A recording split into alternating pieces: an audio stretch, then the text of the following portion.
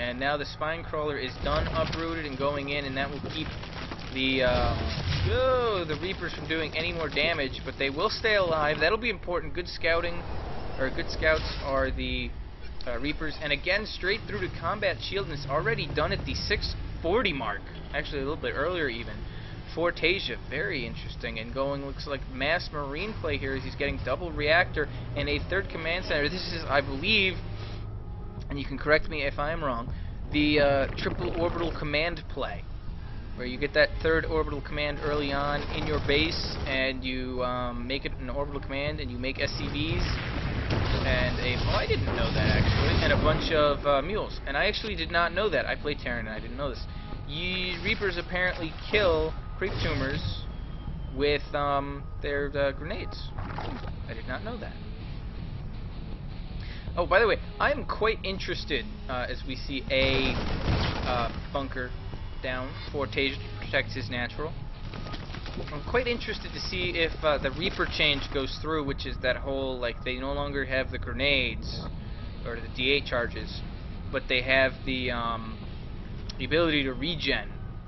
I mean, that just sounds, I don't know, that'll be quite interesting. That means that static defenses, if the change stays, static defenses will be so much more powerful against them. But at the same time, that almost is like saying you need static defenses against the against Reapers.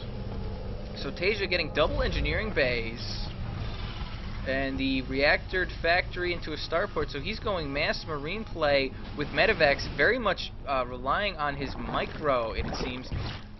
And I think Symbol went to lair, and out comes the Baneling Nest, and the lair just finished, so I think we're going to be seeing centrifugal hooks soon, especially if he knows how Tasia likes to normally play, which is this mass marine style against Zerg. A bit similar to MKP, and even the way that MMA used to play somewhat. Which was a lot of aggression with Marines and medevacs. And again, Symbol is going to be, and there's the centrifugal hooks and the +1 carapace upgrade. And again, though, Symbol's going to be behind in upgrades, or the Zerg's going to be behind in upgrades from the Terran. And Spire going down for Symbol. And yep, 3 orbital commands, extra mules. He's only got 3 barracks, really? This is the difference in macro between the professional and, say, me, who is your average platinum player. I make, well, he's making 4 and 5, but I make 3 barracks off 2 base without the 3rd orbital command, and my money will skyrocket and stay in the 600 range, well, 400 range. That is really impressive, and it looks like Tasia may try and push here, which is excellent timing because that Spire is almost done, and you can see Symbol trying to save up minerals and especially gas instead of being able to spend the gas on a bunch of Mutalisks to do harassment. He's probably going to have to spend it on Banelings. No, the Spire does finish, and he's going to spend it on Mutalisks, and the Terran, the Marines with, ooh, 1-1's not done, and he's on creep. Oh, the stim, though. Oh, here come the Banelings. Oh, and a big liftoff there with the medevacs. He gets 1 Baneling. You can see Tasia target firing the Banelings, keeping them away. 2, 3, 4. 4 Banelings, 5, 6, 7, 8. I think 7 or 8 Banelings went down. Only like 5 Marines died. Oh my goodness. I mean, the micro to select the Marines and have them target fire on the Banelings while picking up a bunch of Marines and then redropping them, so that that's incredible play by Tasia. I'm very impressed with his micro. But 8 Mutalisks coming in here, and a couple of Marines who have just stimmed, greet them, and 2 Marines go down. Again, both those Marines have 1-1. No upgrades on his Mutalisks for TSL Symbol.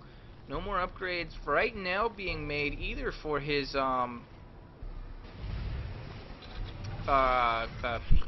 for his Zerglings or Banelings. No armor, no melee.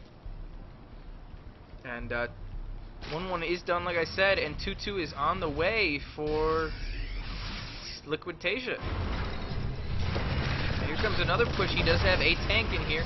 Also has 4 medevacs, and the counterattack here we've only got 6 Mutalisks and a bunch of Zerglings, but it looks like that SimCity is going to be too much. The building placement from Tasia is definitely going to keep the Zerglings from doing a lot of damage.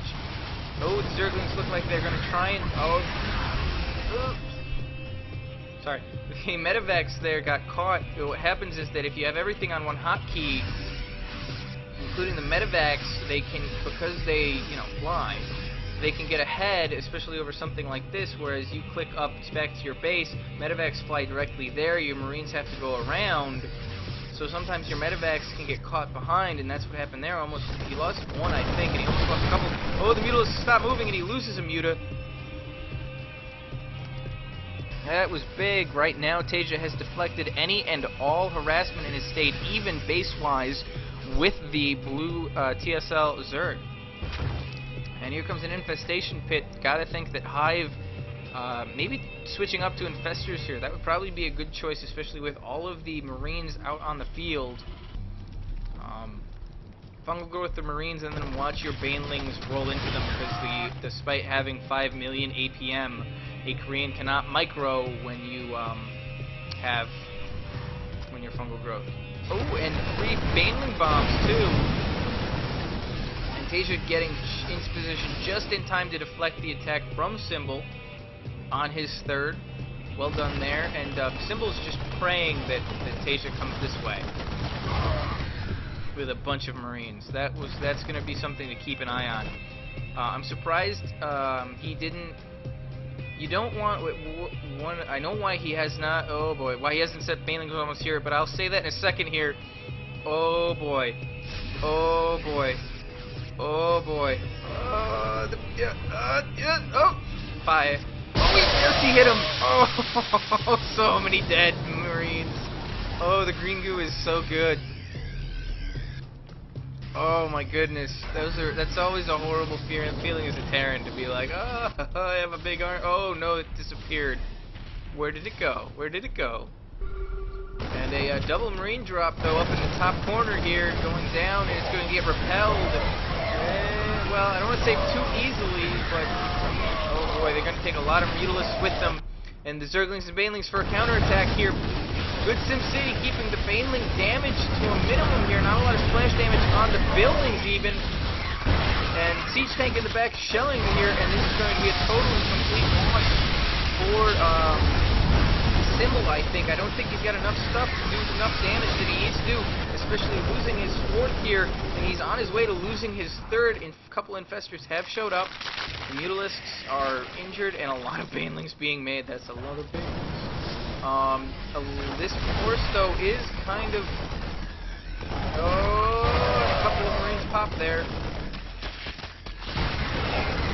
Enough tanks are left. I'd like to see a swing around with Zerglings and Mutalisks, and then a push at the front with Marines.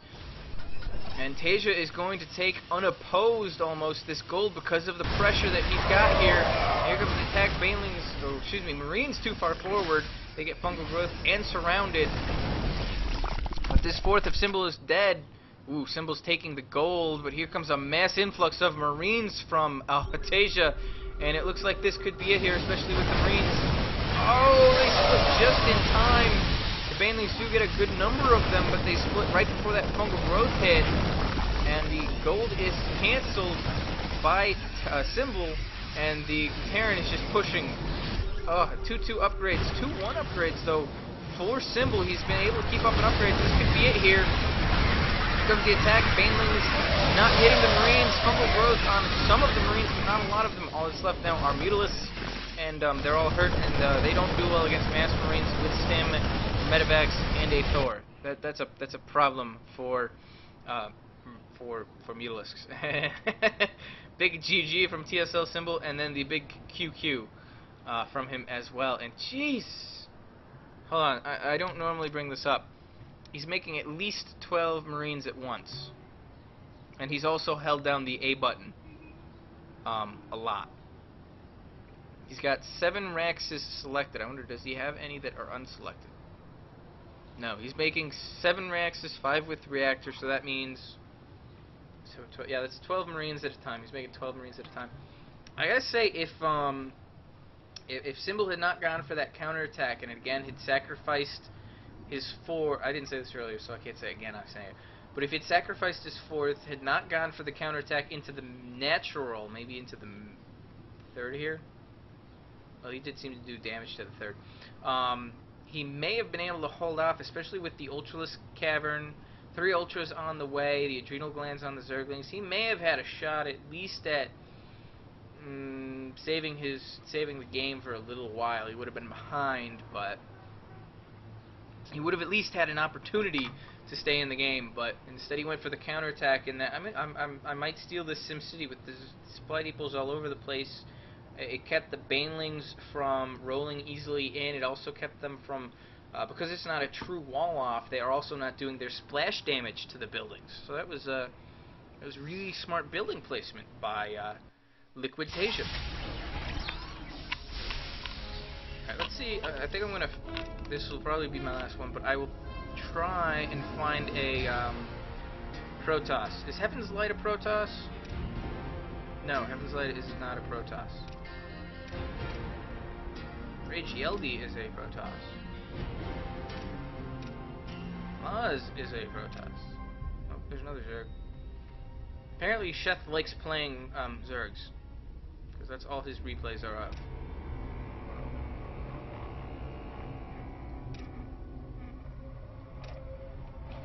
We'll go with Sheth versus Attero. I've heard of Attero a little bit. Oops. Oh, I didn't want to do that. Sorry. I just hit the fast forward button. So, Attero, I'm wondering... Sheth playing under the name Happiness. Which makes sense if you have any idea who Sheth is. To be playing under the name Happiness, he is basically exactly it. But Attero is saying that he can now do his build properly. As well as the fact to have good luck, have fun, etc., etc., etc. And down goes the pylon, so a Forge Fast Expand, most likely on the way for Attero. I know very little about Attero. I have heard his name before. I do know that he was a European Protoss of some renown. Sorry, Attero fans. Sorry, Attero. For a while. I think he's French. Is he French? Is he the same as what was the name of the French Protoss? Adelscott. I think him and Attero. I remember those names, but I don't know much about them. So scouting after the pylon on 9 for Attero, and he finds Sheth right away. Sheth, be interesting to see most Zergs go for the 14 pool against Protoss. In order, because of the fact that so many Protosses like to Forge Fast Expand, and there's the spawning pool. So many Protosses like to Forge Fast Expand that you get pylon blocked easily because they scout early. You get cannoned if you're not careful, so they get out the spawning pool early to get the Zerglings, and then they put down the hatchery. So Sheth sends his Overlord in the correct direction the first time, and he'll see the Forge going down and the Forge Fast Expand on its way. That pylon's slightly vulnerable if Sheth wanted to go for some sort of Baneling bust. And there's the pylon block I was talking about. It is cancelled, though. Is Sheth going to take his third, or his second, at his third? If that makes any sense to you. And that probe, no matter how many times it electrically shocks the hatchery, will not end up killing it, most likely. So both Nexus and hatchery on the way. The hatchery's about 7 seconds ahead. It'll be interesting to see what Attero does with this probe, if he tries to lay down another pylon to at least block the third, because a lot of Zergs like to try and take a third base in response to this. And if they don't, that usually means some sort of Roach or Baneling pressure is going on. And that probe is going to escape with his life. His robotic life will be saved, especially because he will regen shields. It looks like the drone right there, yep, will turn into a hatchery. And like I said, that probe is going to just barely get away. Especially because speed is nowhere near finished, because guess what? Sheth has no gas. Ooh. So 2 gateways. The forge is there. Oh, is it? No, the probe does live. That is a brave, brave probe. In the probe train. Coming down is the transition, and there goes the first gas of the game for either player. Lots of chrono boost saved up for some reason for Attero. I gotta think that he's gonna do some sort of +1 zealot pressure, and that's what the chrono is saved for, is for the +1. It's something when I play when I play Protoss, I will do often is do that +1 zealot timing attack after the forge fast expand, and I'll block the thing, and it does not normally work for me because I'm not very good. But I do know that it's a strong build to do. So it'll be interesting to see exactly what follow-up, especially because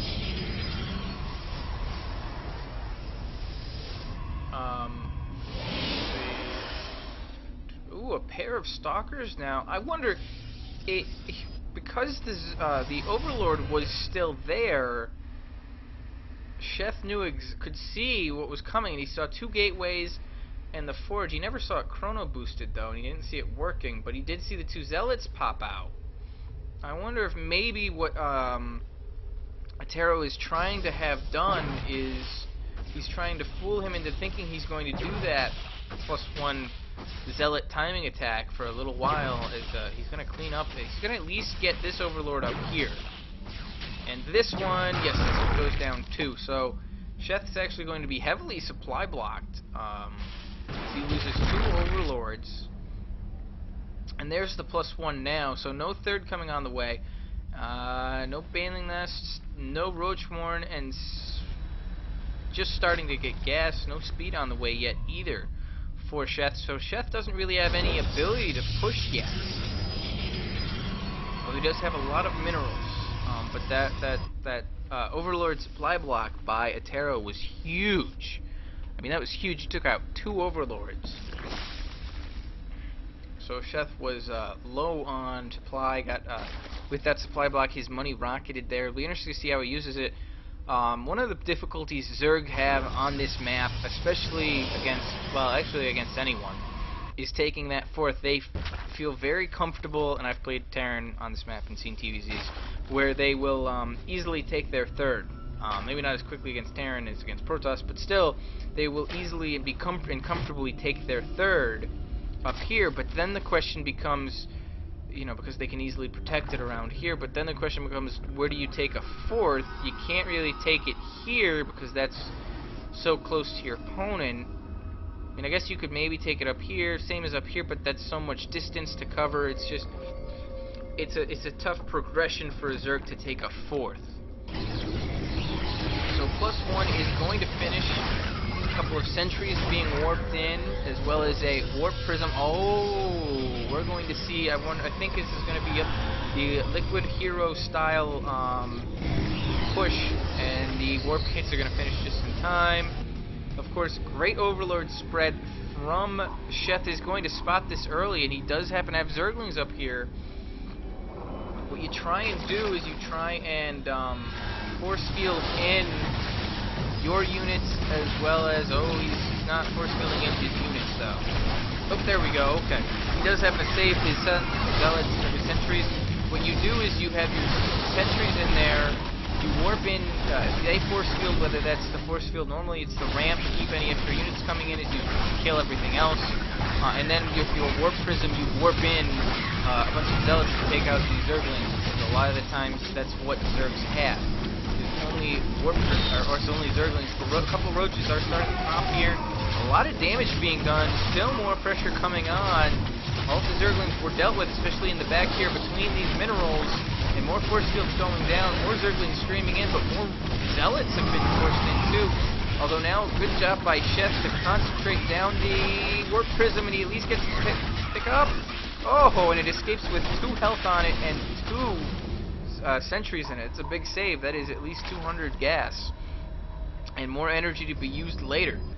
So Sheth finally able to push it away. A lot of damage done, a lot of units used by Sheth. That's one of those interesting things that you can say, well, it killed some drones, a good amount of drones, but it didn't kill that many. Yes, true, but he killed a lot of Zerglings, which means a lot of that larva is going to have to be used on roaches and Zerglings to replace it. And that Overseer is going to go down. Another Overlord may go down, and that will supply block Sheth, as well as he works down these destructible rocks as Protoss tries to take his third. I was just about to say no Spire from Sheth, but there it is. There's the Spire from Sheth. That's going to be a pain in the butt for Attero to try and hold off. Zerglings are... a couple of Zealots get dropped in, doing some damage, firing down some drones. Oh, and the Warp Prism actually did get taken out by the Queen there. So Attero loses his Warp Prism. He's done a good amount of damage. He does have a Colossus on the field. He's actually making 2 Colossus at a time. He's got extended thermal lance, +1 shields is on the way. He has +1 armor and +1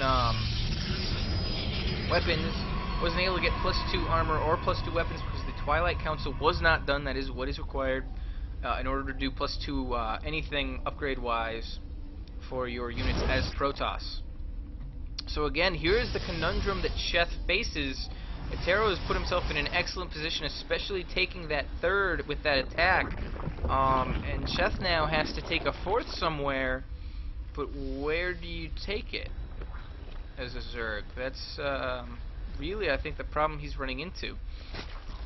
So +1 melee is done, +1 air attack. Missile attacks is almost done. The tunneling claws is on its way as well.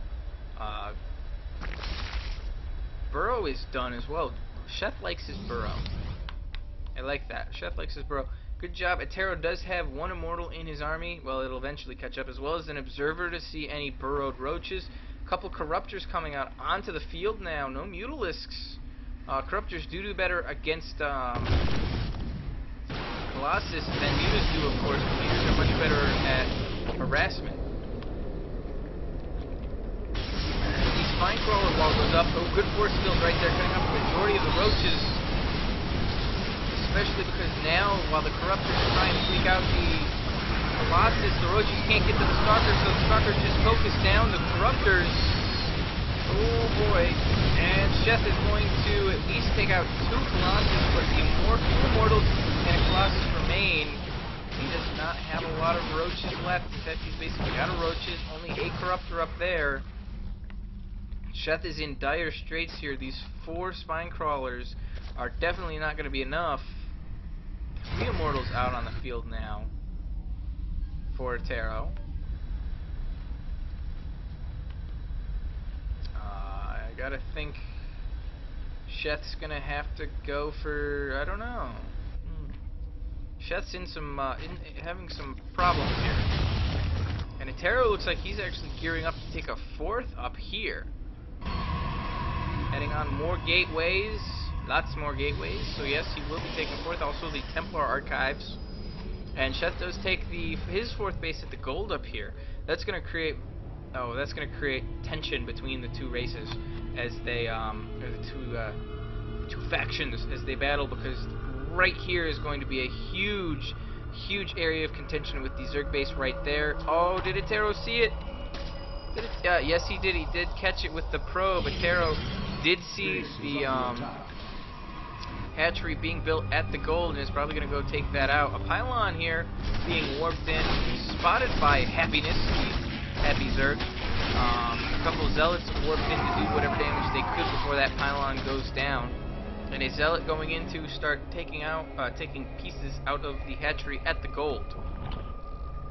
So a lot of roaches, a couple of roaches, some Zerglings, some Corruptors for Sheth. Meanwhile, 2 Colossus, 5 Immortals, 16 Stalkers. There's another Colossus is out. More Colossus are coming. Plus 2 is almost done. And Sheth, in a way, counterattacking, but he does happen to see the big force moving out, and this is a Protoss death ball. Plain and simple, folks. Here we go. Blink is done. Blinking back. The Immortals are separated from the Stalkers, and the Roaches go straight for the Roaches. Those are the damage dealers, especially against the Roaches. The Colossus are cleaned up by the Corruptors really well. 2 Immortals remain and all the Stalkers remain, but all the Roaches are dead.